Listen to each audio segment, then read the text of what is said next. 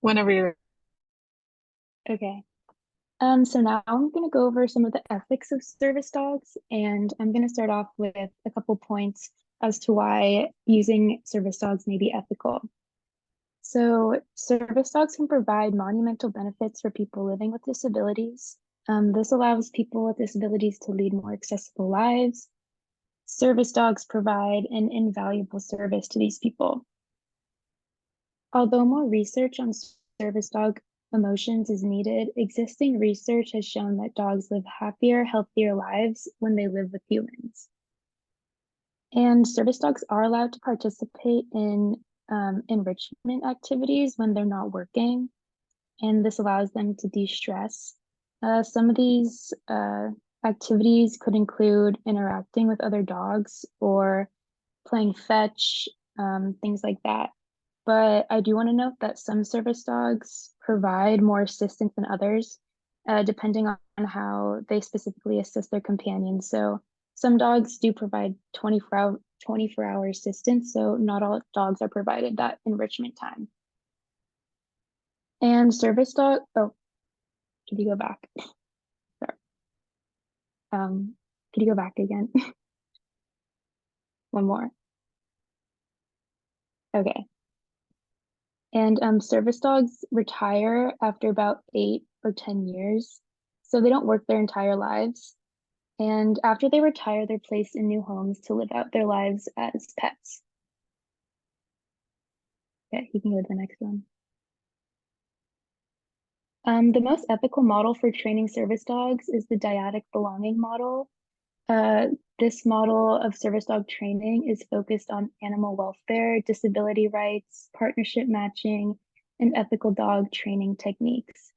And the term dyadic belonging stems from the idea that there are needs to be mutual respect between a service dog and their human partner. Service dog selection is an ongoing, highly selective process. So about 50% of all dogs that are bred, socialized, selected, and trained to become service dogs either fail to complete their training or must retire early. Um, this is because it is unethical for some dogs to become service dogs. Not all dogs have the emotional stability and physical endurance to tolerate the day-to-day stressors that service dogs encounter. So I think this is also really telling to how stressful this life can be for dogs, and that some dogs thrive in this environment and some do not. So now I'm going to go into some points as to why the use of service dogs may be unethical. Service dogs are placed in stressful environments that are often foreign to the average dog, and they're exposed to cumulative stress throughout their lives, which can be unhealthy. And most service dogs are specifically bred to be service dogs and for the use of humans. Currently, there are no legal requirements for being or for training or certification of assistance dogs. The ADA does not specify any training standards for any category of service animal or emotional support animal. This leads us into another topic within ethics and service dogs, and that's fake service dogs. So recently, there's been a rise in fake service dogs in North America in the last couple of years, and these fall under two different categories. And the first one is companion animals with service vests. So this means that non-disabled people are buying service vests online and putting them on their pets to be able to have access to places that only service dogs would have access to. And the next category is organizations providing service dogs that are not properly trained.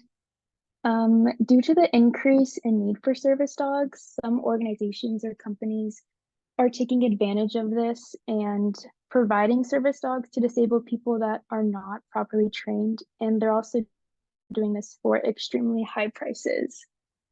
There's no centralized authority or system for certifying service dogs, and this is the main reason why these fake service dogs are rising in popularity.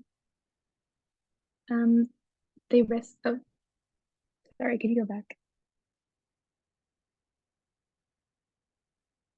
So this risks doing harm to the rights of people with disabilities, especially people with non-visual disabilities are especially vulnerable to the effects of fake service dogs.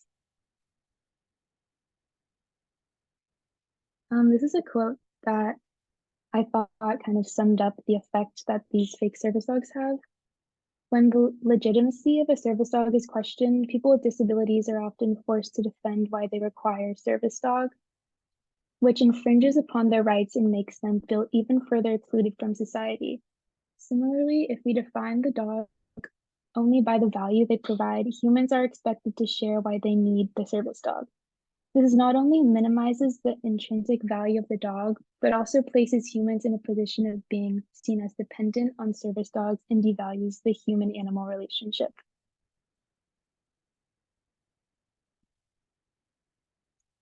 And lastly, I wanted to just touch on the accessibility of service dogs.